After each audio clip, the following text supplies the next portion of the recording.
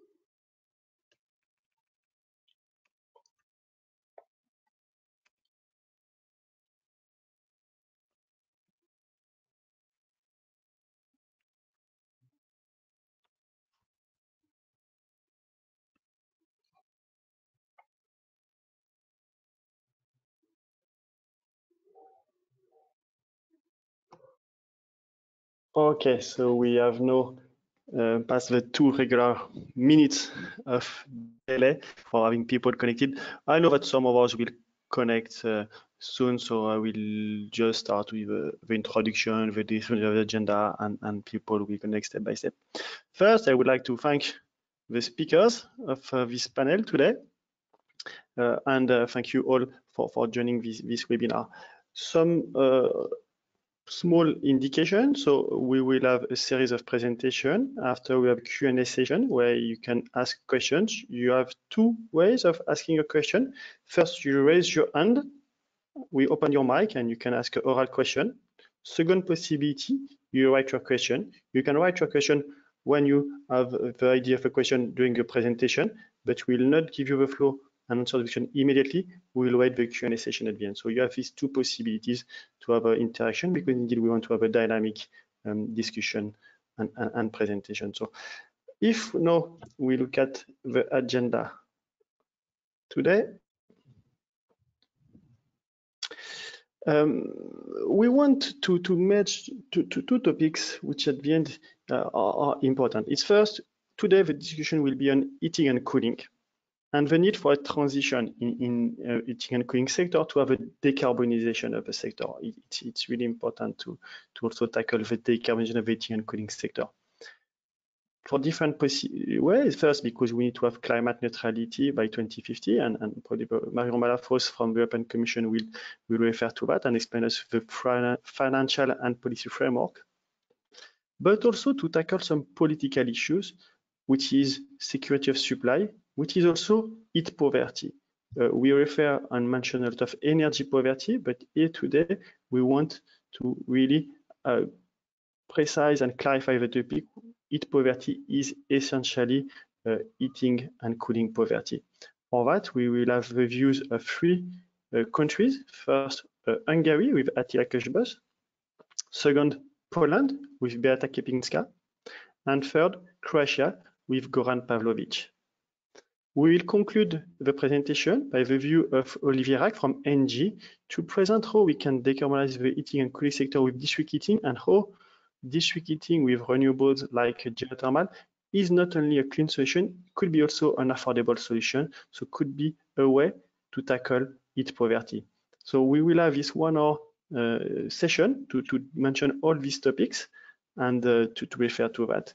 Maybe some of you are familiar with this week. So the event this week, this webinar is in the framework of the European Union Sustainable Energy Week 2020, USEV, which was originally planned as a physical event, but due to the situation, we have a lot of webinars and web sessions.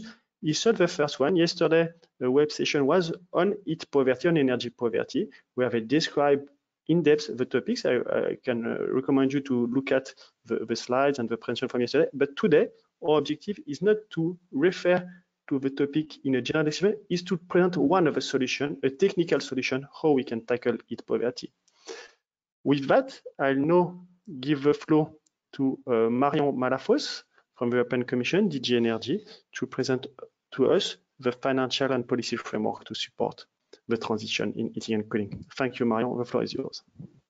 Thank you very much, Philippe, for this introduction and for this invitation to this very topical meeting, because as you say, there is a strong link between heating and cooling and energy poverty. And heating and cooling is a way the sector has a great role to play in addressing the energy poverty issue. So you all know that the Commission is very busy at the moment, both under the Green Deal and the recent recovery communication entitled Repair and Prepare for the Next Generation. So we presented end of May a recovery package which puts forward a huge amount of financing and budget to advance the green and digital transition. And there it's very important to see that the Commission priorities of putting the Green Deal as a growth engine of the EU economy has been re-emphasized throughout this recovery package. And that will ensure that we are prepared and well equipped for the energy transition and for reaching the climate neutrality objective. And in this context, heating and cooling will be playing an important role. First, to decarbonize the overall energy system, but also to reach other sectors with large potential that remain untapped. And I see heating and cooling also as a key instrument with strong local dimensions that can bring tangible benefits to citizens, and of course by addressing energy poverty as well. So we have made huge progress over the last years in increasing renewables, in adjusting the electricity market to bring more flexibility, to be able to integrate more renewables, but we have only reached the first milestones, and the changes ahead are extremely considerable. So the stake at hand will be first to decarbonize the heating and cooling sector. And this is not a small task, because we know that fossil fuels still account for around 75–80% in heating and cooling. So I will briefly go through the two important flagship strategies that the Commission is working on at the moment. So first, we will soon publish the Energy System Integration Strategy. This strategy is a roadmap that will define what is necessary for the energy sector in the medium to longer term to make carbon neutrality objective a reality that is cost effectively and technically feasible to achieve. So we look at energy, of course, but to the whole spectrum, looking at electricity, gas, and also heating and cooling. But we also look at all sectors, meaning transport, building, agriculture, and then we see how all of these can be interlinked and better integrated together. And in this context, heating and cooling can serve as integration hubs. They can contribute to increase renewable penetration, and they can also link with the renewable electricity that is entering more and more into the energy system. And in the context of growing distributed energy with more decentralized renewables, heating and cooling we also need to better adapt and better integrate the energy system also at the local level, and that's where heating and cooling has a role to play. So there are several technologies there that are extremely relevant. So we have geothermal, we have heat pump, we have cogeneration that could contribute to this huge deployment of renewable and increase the flexibility of the energy system. And that will contribute to reduce the cost of the energy system as a whole, and that will bring also benefits to consumers. So with this strategy, as I said, we will have all the energy carriers better and more innovatively linked together. So this also calls for better integrated grid planning, also looking across the different energy carriers and also at local level. So this strategy sets broad lines and will be followed by relevant legislative proposals over the next years, and in there, heating and cooling will be very much relevant. We will be potentially looking at ways on how to accelerate the development of smart, highly efficient, renewable-based heating and cooling network. Another important strategy that we are working on now in the Commission is the renovation wave. This strategy is also extremely important in the post-COVID context, as it has the potential to boost local economy, local job in the building sector. And with this renovation wave strategy, we aim to trigger a big renovation of buildings to decarbonize them, because there is also still some very large untapped potential in this field. Buildings nowadays, they still represent around 50% of energy consumption in Europe, and around 36% of greenhouse gas emission in Europe. So there is a large potential there to act upon. And the renovation wealth will also, as I said, contribute to the economy, but will also bring tangible benefits to the consumers by helping to reduce energy bills. It will also help to address energy poverty. And that would also contribute to more healthier and more comfortable homes, as well as, of course, and that is also not the least, to better integrate the renewable energies into buildings and local grids. And here again, heating and cooling is extremely relevant in the context of this renovation wave, because heating and cooling, they still represent a large share of building energy consumption. So here again, the potential there is important. So we need to address this. It's a low-hanging fruit where there is important opportunities to seize. One other element that I'd like to mention is also the taxonomy. That will be also very important for the heating and cooling, which is being also developed at the Commission, and it basically will define what type of investment qualify as sustainable and would receive green light to access financing.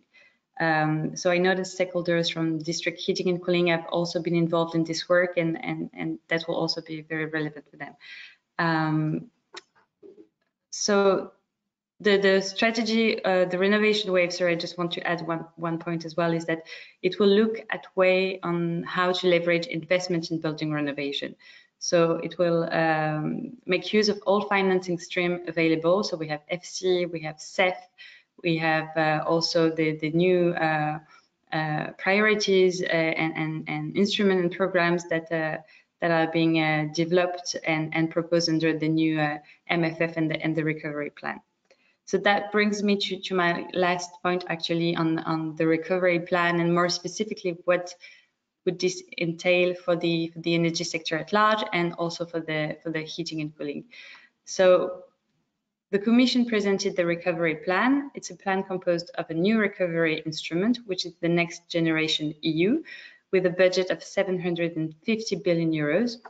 And this is together with a reinforced multi-annual financial framework, which will bring the financial firepower of the EU budget up to 1.1 trillion euros. So a couple of instruments will be relevant for the heating and cooling. So we have first Invest EU, and with that the sustainable infrastructure window, which will be doubled. This can contribute to support renewable, the large-scale rollout of building renovation, also under the renovation wave. We have also created a new strategic investment facility with a budget of 15 billion euros. And here the energy sector will benefit in many ways. especially for new critical infrastructure and new clean energy technologies as well. Beyond that, there is also the REACT EU instrument with a 55 billion budget. This is a top-up of the broader cohesion policy that will be for the year 2020-2022.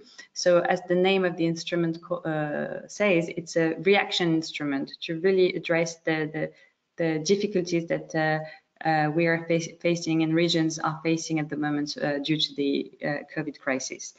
And with this instrument, there will also be support to green investments and to local energy infrastructure.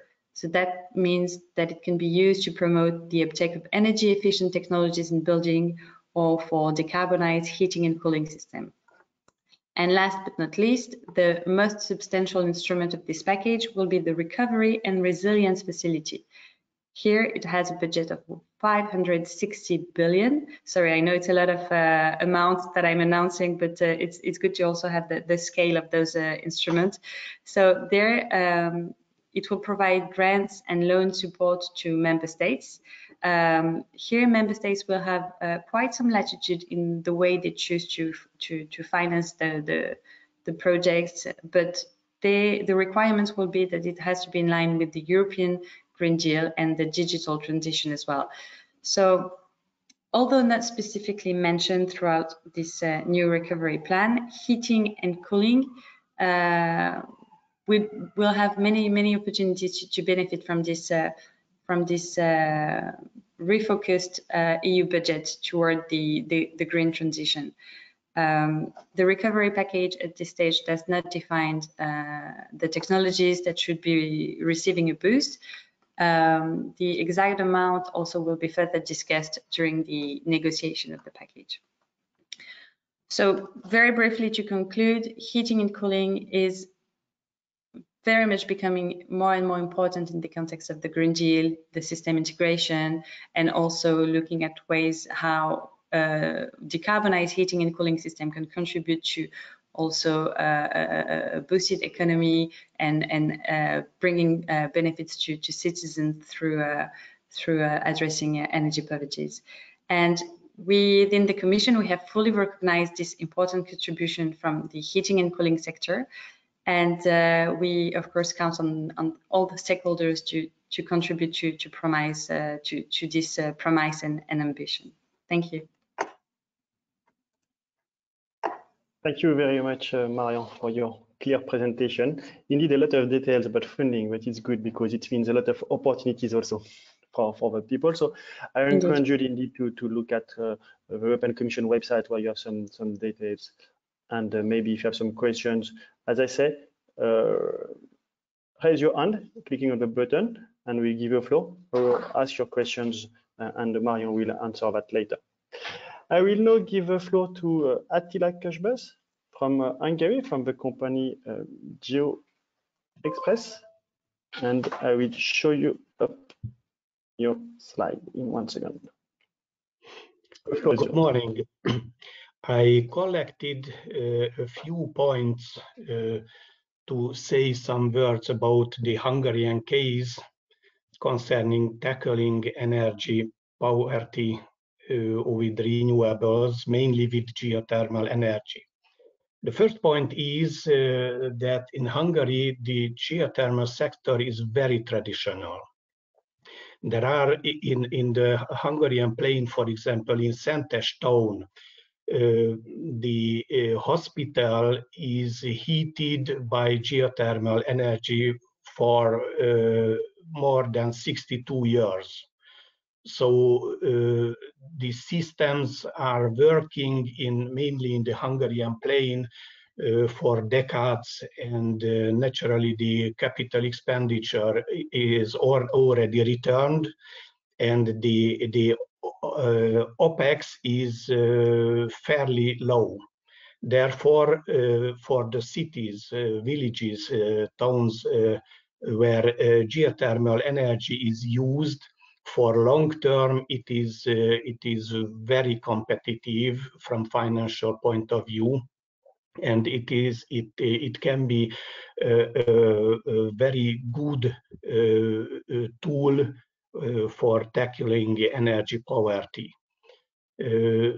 Luckily, the geothermal potential is largest in the areas where energy poverty is rather strong. So it is one very important issue that we use the geothermal energy, and it can be useful for the future as well.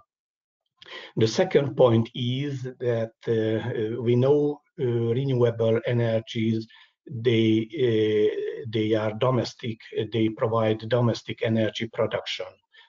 Therefore, geothermal energy also can be integrated into the social strategies, into the social activities. When the government wish to reduce energy poverty, and they freeze the price of natural gas or push the natural gas price lower and lower, in this case they make natural gas more competitive. And it is very useful not for the Hungarian energy producers and the Hungarian energy society, but the Russian producers. So in this case, the government supports the Russian gas, not really the national industry, and it is not a very good, correct, long-term way for tackling energy poverty. I think when the geothermal energy, the national and domestic energy production exist, in this case, we can use to integrate the social and technical issues, the social and technical tools in an integrated way, and we can tackle energy poverty together. The third issue, that geothermal energy is not only domestic, but local, because we know geothermal energy transportation for more than 10 kilometers is not profitable, it is not economic, so it is definitely local energy. Therefore, there are drilling companies, there are operating companies in the region when the geothermal systems are operating. So it is really regional or local energy form, and in the companies, in the geothermal energy industry, all decisions related to the production, operation, or consumption are made in local level. So it is the decisions are made near the consumers, near when energy poverty exists. Therefore, in the decision-making process, the geothermal sector can take into consideration the consumers. The fourth point that I would like to mention now is that the geothermal sector, just like the whole renewable energy industry, geothermal sector is strongly developing, both in technical and in financial point of view. And the geothermal sector now is very sensible for the complex demand of the consumers.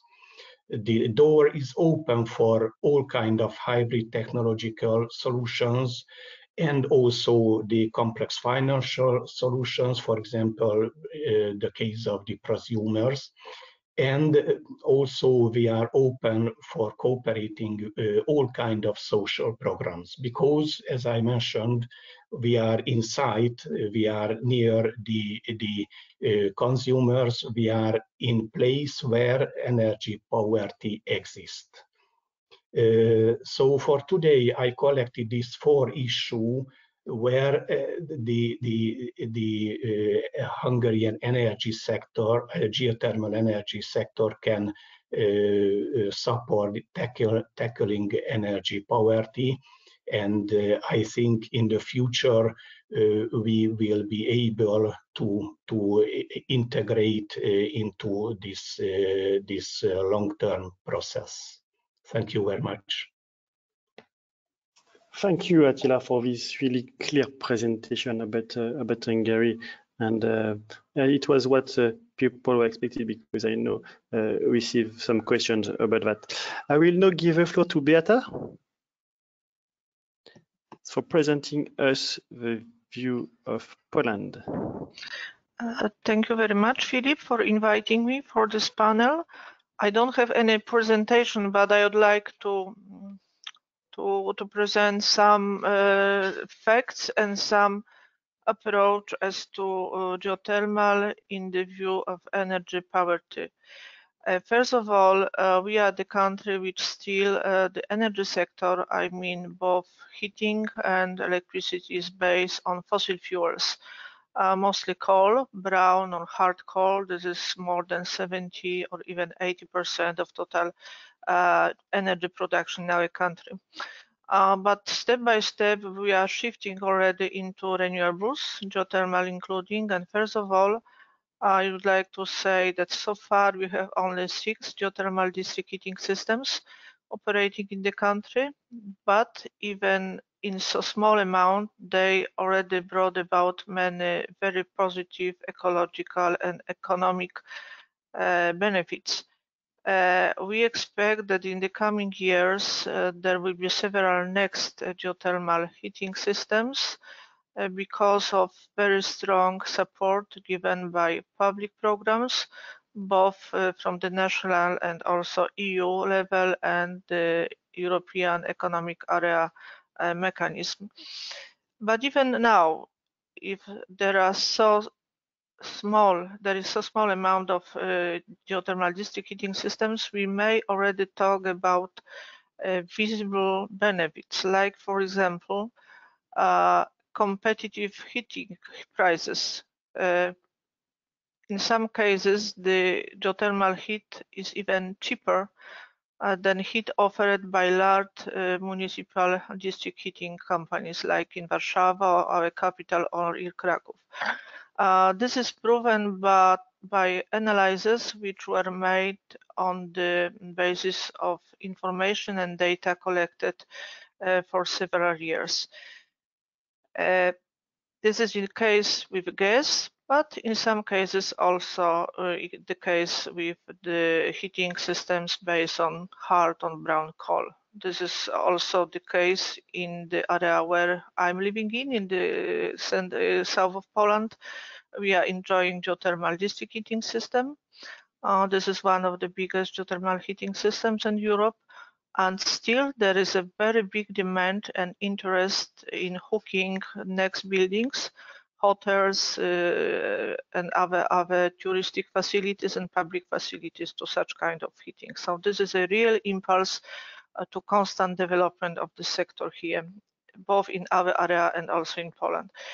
Of course, the heat prices are regulated by the Energy Authority as must be socially acceptable, but we expect that in the longer run, when all costs for heat production from other sources, for example from coal, will be internalized, the cost for CO2 emission will grow up. Even then, geothermal will be much more competitive than even now, especially then the operation costs are much lower in comparison with our other energy sources. I would like also to point out ecological effect. It is proven that heating systems and emissions generated by burning coal, incineration of other materials for heating is responsible for tremendous amount of diseases and even deaths in our country.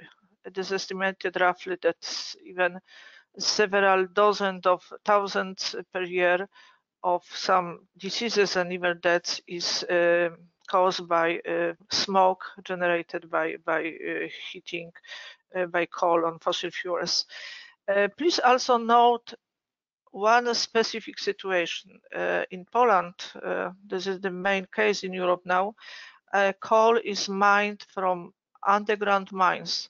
So this is connected with even fatal accidents, which sometimes occur, mining damages which affect the surface infrastructure and also the residential buildings. Nobody asked the citizens in that area if they allow or not to mine coal. This is obvious for our users, but this is also one of the arguments to limit the coal uses for heating, especially that geothermal and other renewables don't cause such kind of very serious accidents and problems. Talking something about this energy poverty in our country. In general, it is estimated that still about 10% of all households is suffering this problem. Why? Because of the low income, because of the high energy prices, and also because, which is very important, of low efficient heat and energy supplied for the buildings. While introducing and changing the heating systems and turning them into geothermal and other renewables, it is first of all possible to increase energy efficiency, then also to lower the energy cost, especially in case of district heating systems, which may provide quite a lot of existing systems based on fossil fuels. It is worse a situation in the countryside, because to supply people with affordable energy is much bigger problem, because there are not, of course, any district heating systems, but the experts suggest to provide clean energy, cheaper energy, for example, by heat pumps using shallow geothermal. So this is a kind of solution to tackle this problem. We also enjoy in several last years public initiatives to solve or to introduce more efficient energy solutions and energy supplies for the citizens. For example, there is a huge thermomodernization program which is oriented both for public, but mostly for individual users, including Polish families. So many of them can benefit from this program. There is also another program. It is called My Current. So again, also private persons, private users, including families, may benefit from this program and to, for example, for photovoltaic installations. There are also several programs oriented to boost geothermal energy development. Also, in long run, to establish more district heating systems based on geothermal. I would also like to mention about the European Economic Area and Nordic Mechanism grants, which also involve in the current term geothermal as part of the game to make Polish heating sector more efficient and more friendly for the users.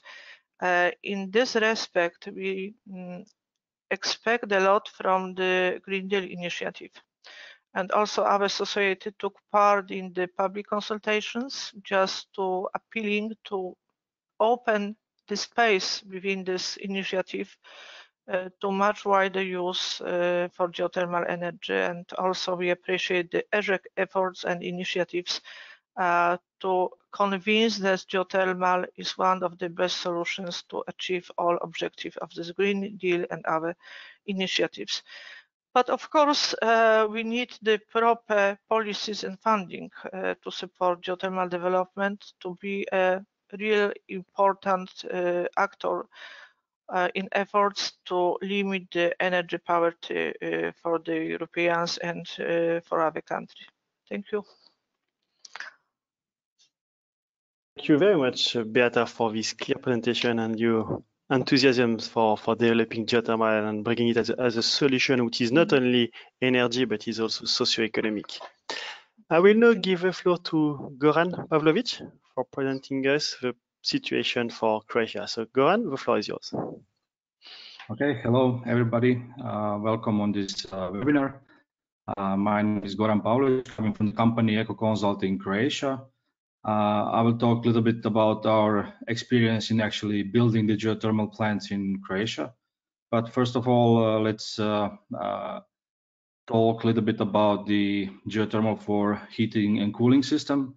Croatia has decades of experience in utilizing hot springs, mostly in spa and thermal centers, and this is across north part of Croatia in number of locations. Also in the city of Zagreb, there is a small use of geothermal resource for heating of the Olympic pool. And as far as I know, there are some discussions now that some additional buildings will be connected to that system. So there will be a use of geothermal resource for heating systems in Zagreb as well. There are, in total in Croatia, there are 4 sustainable district heating companies providing heat, not the cooling system, unfortunately, to cities in Rijeka, Karlovac, Zagreb, and Osijek. And out of these 4, 3 are possible locations where geothermal can be used for the heating purposes, and that's basically Karlovac, Zagreb, and Osijek. These are the areas where geothermal reservoirs are existing. We are actually working on some development in certain areas for that connections. Of course, for geothermal energy, the critical point is drilling and exploration activities, which are costly. And for that, we are looking for different options, how to secure the financing for that through the funds. And we will continue that discussion with our team of experts and also cooperation with EGEC in Brussels. Therefore, because of that issue, we have decided some years ago to start working on geothermal electricity production, which was possible to be financed. There was a feed-in tariff system introduced in Croatia some 10 years ago, and geothermal was recognized as one source for electricity generation. And we have successfully built and commissioned our first geothermal facility, and it's located in the north part of Croatia. Current installation is 17 megawatt electricity production, but we are now running at a level of 10, which is due to the limitations of for a grid connection and the licenses what we have at the moment. And from the operation started last year in March, and so far we have produced and delivered to the grid 91 gigawatt hours of electricity.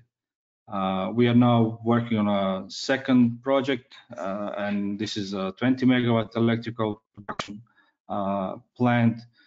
We are in final stage of development, so mostly all of the licenses are close to be finalized. We are expecting by autumn this year that we will have all the licenses and permits in place, and that will be the starting point for the execution period.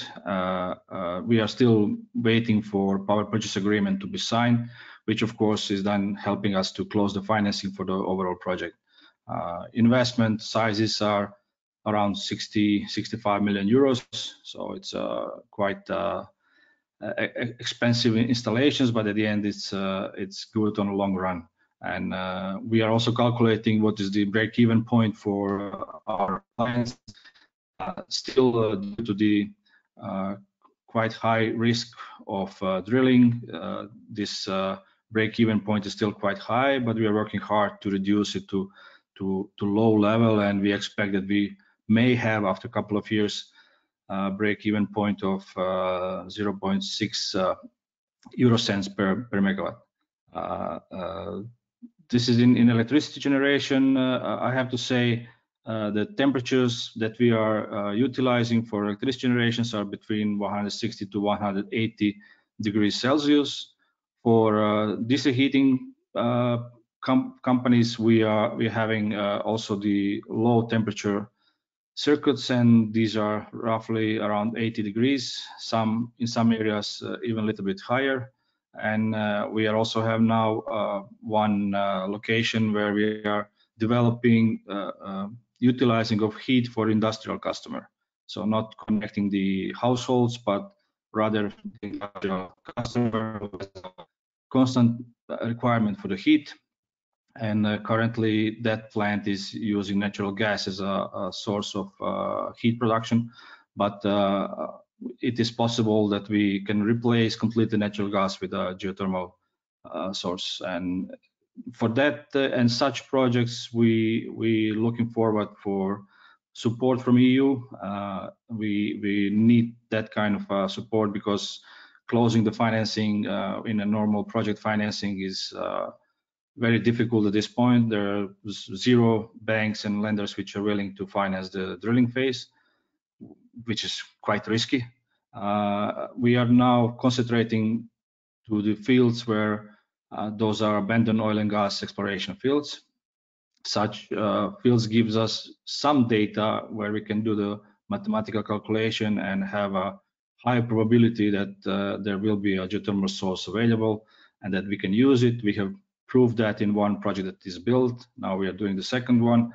And around that success that we have, which we are very proud of, we are now building the other projects and including the heat to the cities and industrial clients. I have to say we are very thankful to local authorities in Croatia, which are supporting our projects, as well as the Ministry of Energy, and especially special thanks to Agency of Energy and Hydrocarbons, which is they have extensive knowledge about the oil and gas exploration activities which have happened in the past, and they are willing to provide all necessary information for our engineers to calculate and to bring such projects in life. Of course, we are welcoming new framework from EU, and we will monitor that and study, discuss, and continue to develop our projects. So that's from me. Thank you for listening. Thank you very much, Goran, for your clear presentation. We have some questions for you just received, but we will raise them during the Q&A session after the presentation of Olivier Rack. Indeed, no, it's my pleasure to give the floor to Olivier Rack from NG, so to giving more a broad overview on district heating with renewables to the kind of the sector, with a view of NG as a utility operating in different countries. So Olivier, the floor is yours. Hi everybody, good morning, and thanks a lot for inviting me to the discussion. I'm going to share with you my screen and a couple of slides in order to explain you what we do believe that district heating and cooling systems could bring, not only in terms of transitioning the European Union from fossil fuel to green energy, but also in the fight of energy poverty and in the frame of the just transition. Can you see my screen right now? Yes, not in full screen. Ah, okay. Sorry. No, it's no problem. Okay, so let's basculer entre le mode présenteur et diaporama.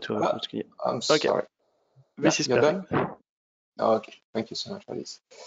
So let me start with key figures related to the heating sector, but as well the cooling sector. You know that more and more we are becoming urban. Our citizens are going to live in cities in the future, and 70% of the population is expected to live in cities or by 2050. And the final energy demand for heating is representing almost 50% of the global energy demand So the part of the heating, but as well the cooling, I will get back on that in a minute, is very huge, and there are some rooms to decarbonize the heating sector, since again this is 50% of the energy demand globally. 50% of the CO2 emission in cities are produced in cities, and part of them, and a large part of them, are due to heating and cooling sectors. On top of those CO2 emissions related to heating and cooling sectors, you have the transportation and the power generation. Regarding the cooling, which is a trend that we have to take into consideration in the coming years, the CO2 emission related to the cooling sector, tripled between 1990 and 2016, and it is expected that the increase in cooling demand will keep on increasing by 2060, and will represent in the future a large amount of energy consumption and CO2 emission related to that energy consumption. So what are the key drivers to implement heating or a cooling system within a city? And I want to stress the fact that someone already mentioned that all the decisions are taken at the city level. So we are developing the system in the frame of framework, or maybe a legal framework defined at the federal level.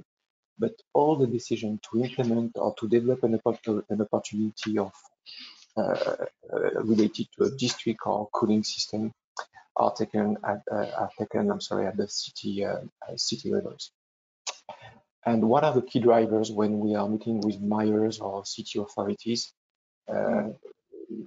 Most of them are related to energy efficiency for sure, CO2 emission reduction, and the need for injected local energy and renewables, the needs for having systems safer with more resilience, and there is another driver which is very important, is to be able to finance the system and to generate savings in order to reduce the energy bills for end users. We have as well to focus on the satisfaction of final consumer and customers. And we have also to work with the urban city or urban city master planning or planification in order to better integrate those assets within the city, and as well to focus on nature-based solution in order to bring within the city more nature-based solution, and maybe also as well biodiversity. So all those drivers are expressed by most of the people or mayors that we are meeting, and the idea of those drivers is really, you have three different main pillars which lead to implement district heating or a cooling system.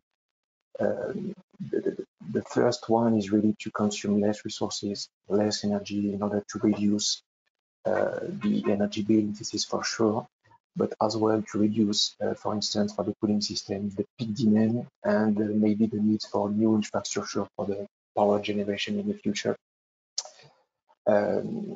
As well to be able to reduce the operating cost of those systems, always in order to reduce the final energy bill.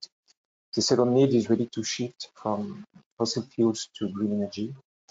And this is as well something that has been mentioned during the discussion.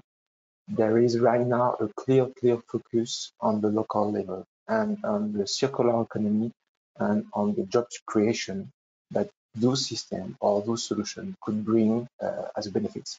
For the cities and the cities. And the last one is really to contribute as much as possible to better urban places. And one of the benefits of district cooling and heating systems is maybe to shift from renewable, to shift from fossil fuel to renewable. It's a no-brainer right now. but you have a list of benefits, such as improving the air quality, which is more and more important. And I do believe that Beta and Golden mentioned that.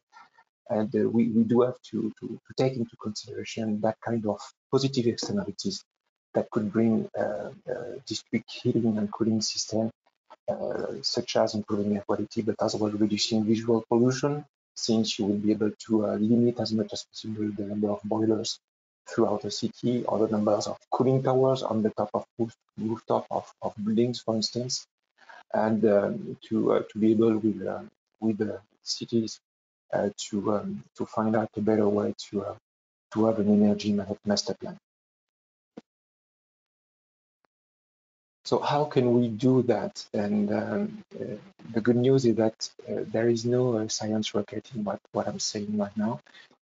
In Europe, we do operate more than 6,000 district heating systems, if I'm not mistaken.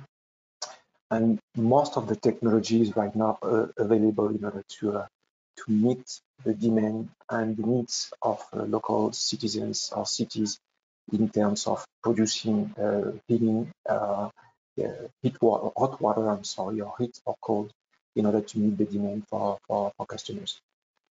So the technology is available, and we will have to find out a way in order to implement the system, in order to bring more renewables, since district energy system can be fed by lots of different sources of energy, and the interest of the system is that we are able to connect the dots between the local resources and the local needs.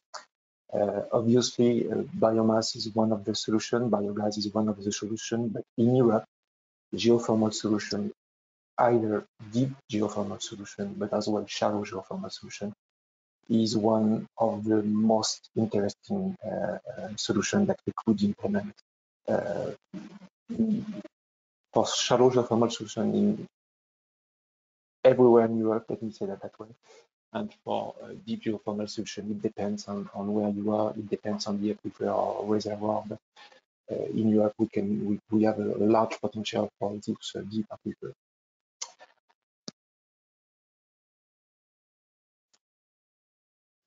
So how could we decarbonize or help to decarbonize the European Union thanks to district energy systems? We recently, thanks to Aalborg University and Danfoss, issued a study in order to stress or emphasize the role that could play district energy systems in decarbonizing the European Union, but as well in the front of the fight against energy poverty.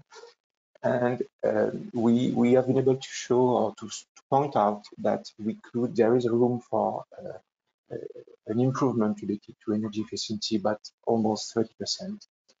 There is as well a room for expanding district energy systems in dense area to meet maybe up to 50% of the urban demand in terms of heat or maybe cold in the future.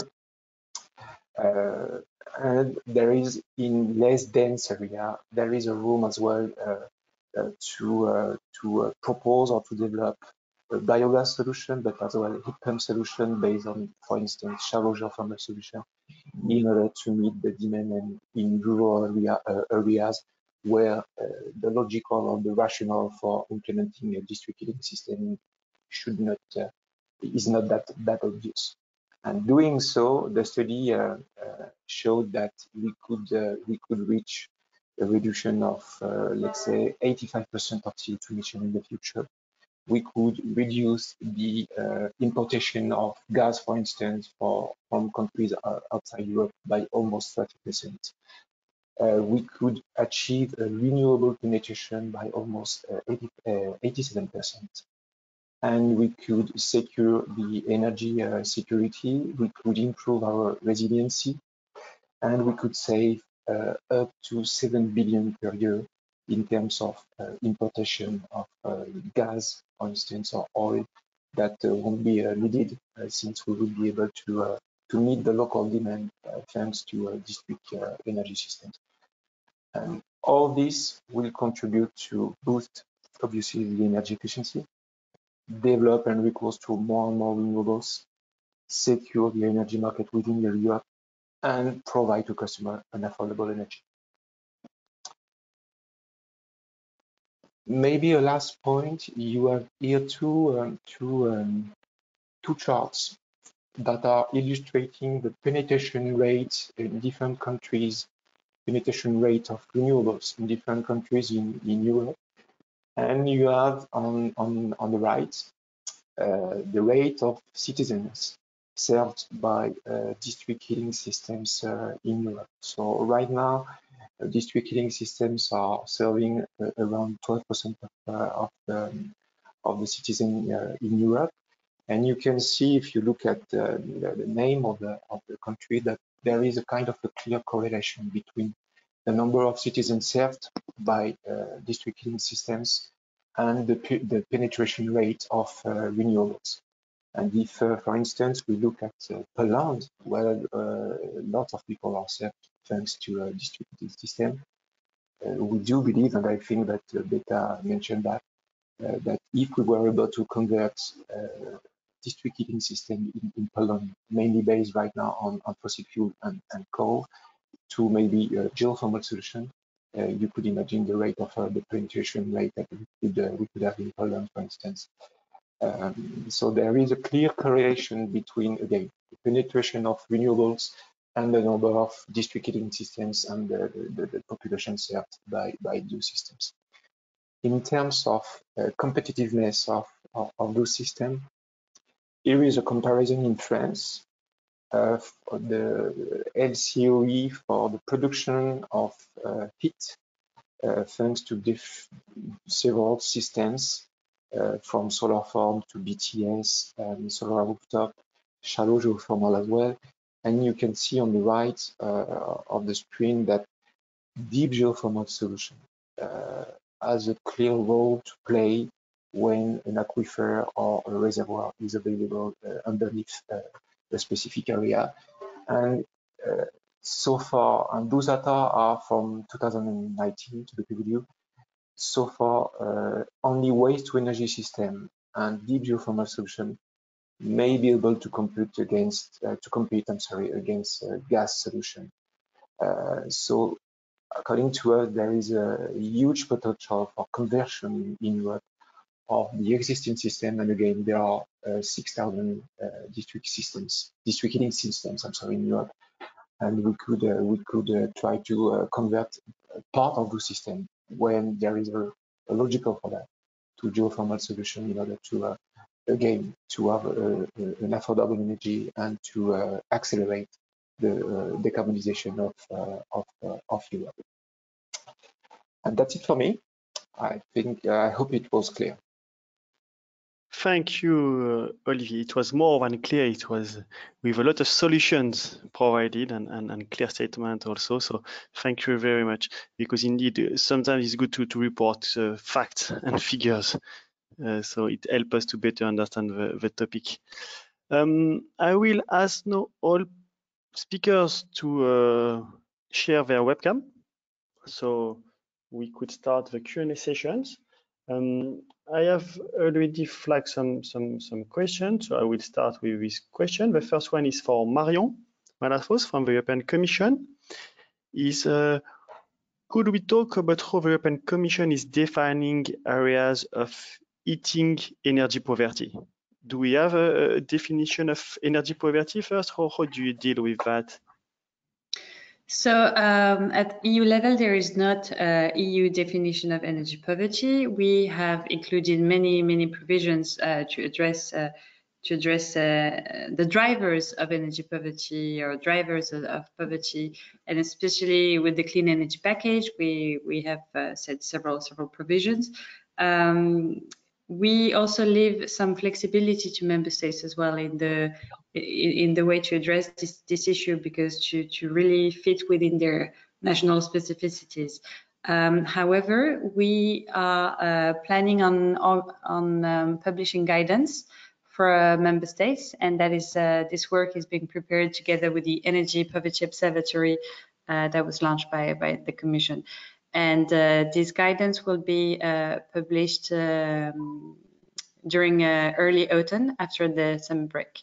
And that would provide also some guidance to member states as to look at the various indicators and that are driving energy poverty, and it will also help member states identifying best practices as well on how to address. So, but more specifically to heat energy poverty. So usually when we talk about energy poverty, we look at as one of the indicator, the inability to afford heating in homes or dwellings. And so this is part of one of the indicator. And I think at EU, the way we approach it is a broad approach to energy poverty, where heat poverty is, of course, one of the main target and indicator there. Thank you. Another question was about the different programs, social policy programs. You mentioned some funding programs already during your presentation. You have something to add on social policy programs on top of that? Well, I wouldn't go into much specific of that. This is not something that I'm really expert on, nor my unit is much dealing with it. But maybe just to bounce back also to what was mentioned by Beata and in her presentation, and that is also relevant for Poland, but other member states, is that in addition to all the fundings that I've listed, there is also the Just Transition Fund there that will help the energy transition in coal regions. And there is also ways to support building renovation, local renewable production, and also the upgrade of local district heating system to help and accompany member states and coal regions in transition for that matter. Okay, thank you. I have a question now to Mr. Pavlovich. So what kind of industrial production your power plant is producing, and how much you could supply with geothermal heat? Well, this is a very direct question about what kind of industry. It is, of course, cannot give all the information about the project itself. It's still in NDA phase, but there's a drying process, which is constant drying of 24 hours, and that plant is utilizing roughly around 10 megawatt heat throughout that period. And we can provide that completely with geothermal resource, which is not on the spot of the industry. It's within the range of 10 kilometers from that point. You know, and we are now calculating how we can do that with feasible economics. So we have to do more studies on that. And of course, with pure project financing, that's going to be very difficult to make feasibility out of it. And what was the second question? The second question is, could you please roughly indicate the number of people involved in geothermal development for 17 megawatt plants in terms of development? So how much jobs creation because it's part also of local economic development. How many people are involved? In early development, we have roughly around 7 to 10 people which are working in development phase, which means geologists who are studying the geology, then the engineers who are doing the basic and detailed design of the energy plant completely. So this is at the beginning. But then when it comes to the execution phase, there is quite extensive work that has to be done. And I didn't calculate total number of workers that have been there, but roughly between 120 to 150 workers have been working 2 years on that plant. You know, now once in commercial operation, we have 15 people employed. We work in shifts. You know, so there's maintenance people which are there all the time, and there are operators. You know, we have 2 operators per shift, just to test everything and to be sure that everything works perfectly. At the end, of course, there will be less people in daily shifts working, you know, because the plant is fully automated. And definitely there is a job creation behind that project, you know. Okay, thank you. I have a question now for both experts, Attila and Olivier, regarding the resource. So one question I will refer, but we can discuss it, is how do you find subsurface source of heat? How you define a geothermal reservoir? And another one is we know for many years from different studies that you have a huge potential in the underground. So why is it not better develop geothermal heating? So I don't know, maybe Olivier, if you want to start, and after Attila. So first on how we define a reservoir, a resource, and after why it's not more developed for such a technology. Okay, so for district heating systems, what we look at when we want to develop a geothermal solution, a deep geothermal solution, is definitively the temperature of the aquifer, the productivity, and the depth of the aquifer, since it's going to drive the drilling cost, and then the thickness of the aquifer. We do have, for Europe, we do have a database, an existing database, in order to have the area, defining the areas of different aquifers. So we have an idea of what we should be able to meet, depending again the depth of the wells, the per wells that you will have to implement. In France, we have that chance that the Dogger, which is one of the main aquifer underneath the Ile-de-France, so Paris, is quite well known thanks to the fact that we have been operating that kind of system for, let's say, 30 years right now. So we have a quite good knowledge about this. Why did we succeed in implementing this solution? I think that in France, we have the chance to have the support of the national agency, energy national agency, which is supporting in terms of subsidies, to be clear with you, the geothermal solution.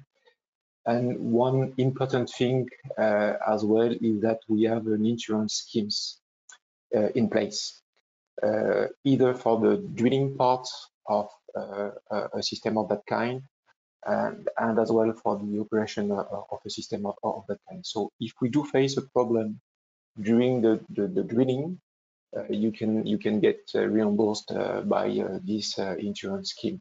If we do face a problem during the operation, I mean maybe a drop off or decrease in terms of temperature or maybe flow rate, we have the possibility as well to call the insurance schemes.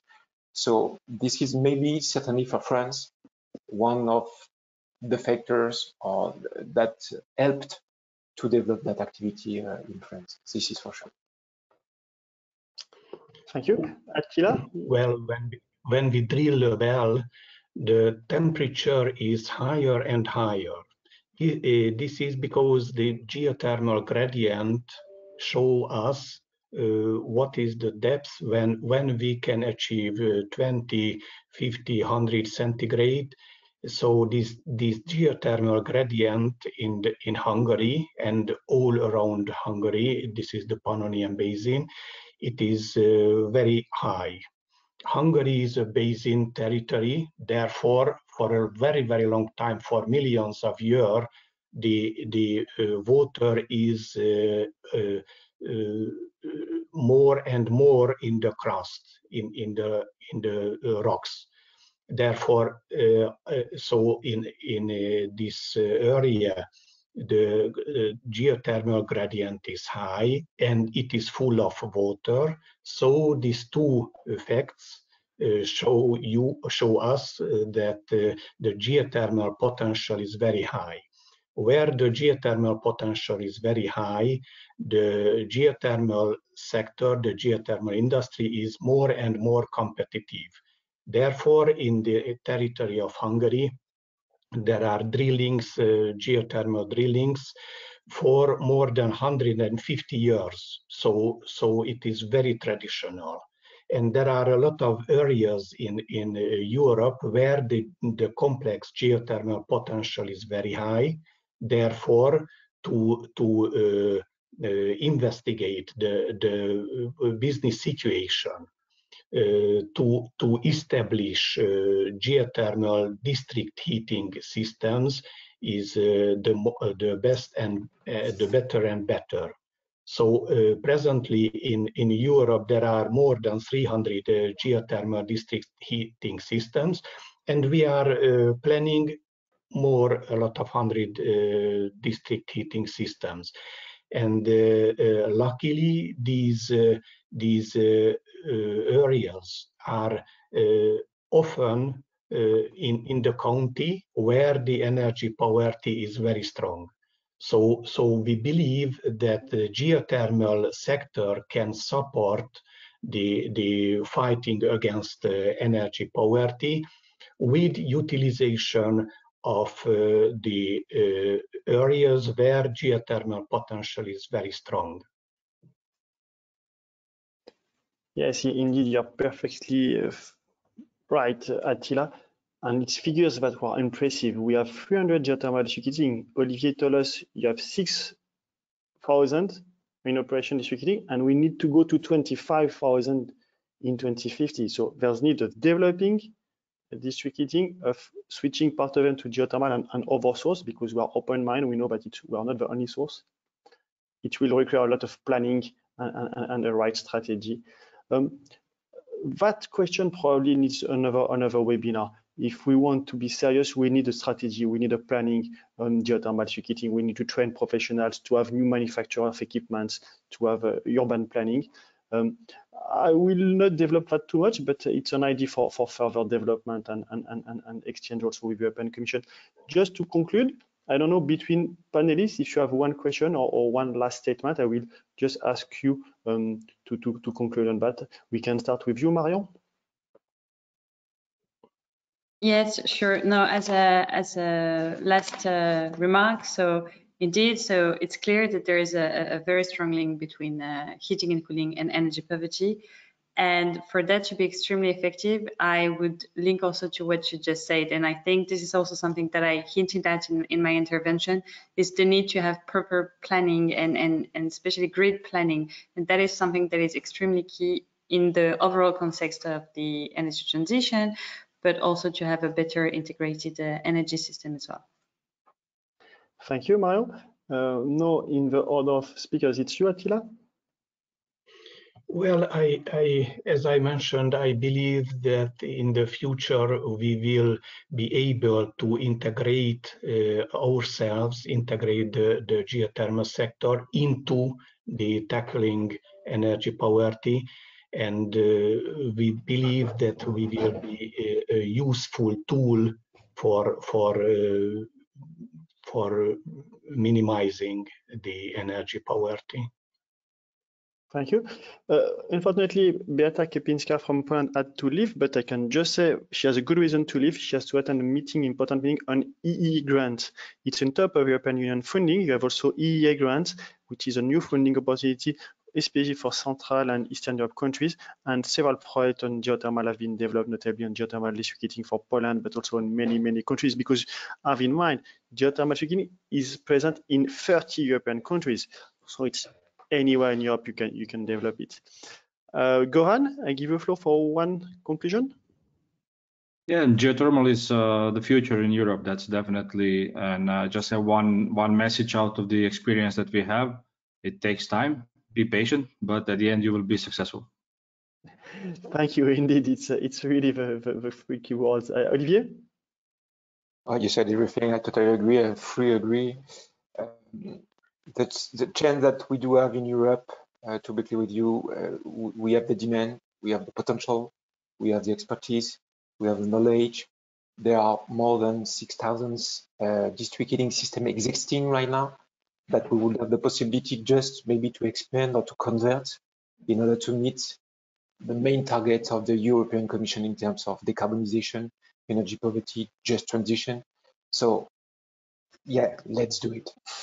Yeah, let's do it. Thank you all panelists. Thank you all participants to this webinar. Quite interesting, but as I said, we are not closing the debate. It's just the start of a long debate because it's an important topic for all of us. Thank you all. I wish you a good day and see you soon in another webinar. Goodbye. Thank you. Thank Bye. you. Goodbye.